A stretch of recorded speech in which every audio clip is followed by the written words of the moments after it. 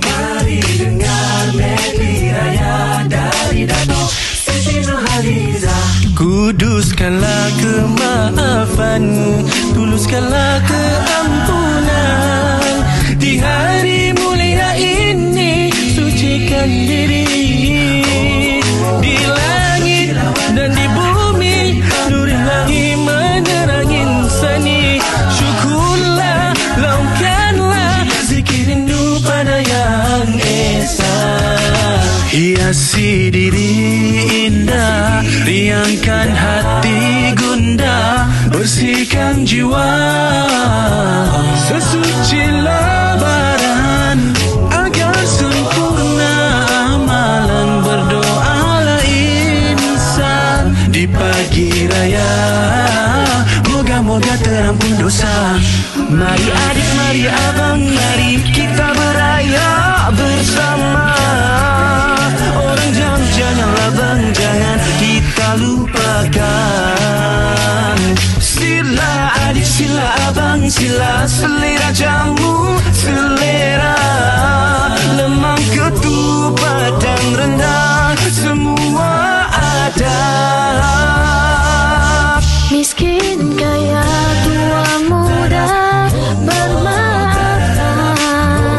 Tiba wasanya gema, takbir hari raya, senyum tawa sanak saudara, mewanginya bunga rasa. Ku ulangkan tangan seikhlasnya, mohon diampunkan dosa, salah dan silaku pada semua. Sayu, hati ini makin sayu. Rindu terkenangkan desa Permai.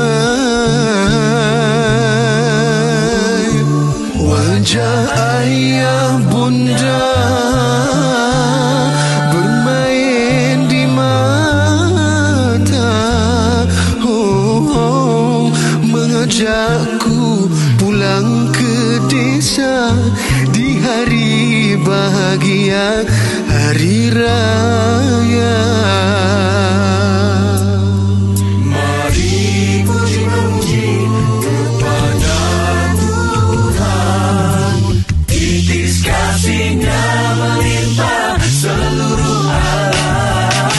Hari raya, bermaaf-maafan semua, ampun salah silap, liblap-liblap. Selamat hari raya, mari-marilah bersalaman, bermaaf-maafanlah. Hai, selamat berhari raya.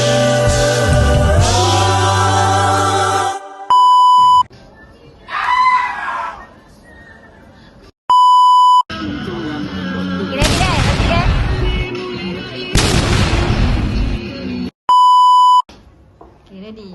Hello, duduk tengok ni.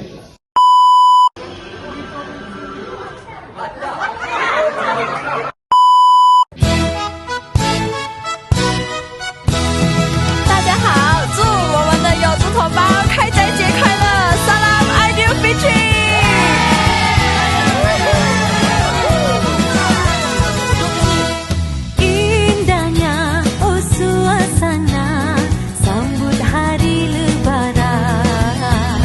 Sampin baruku dan langsir pun dah sedondon pula.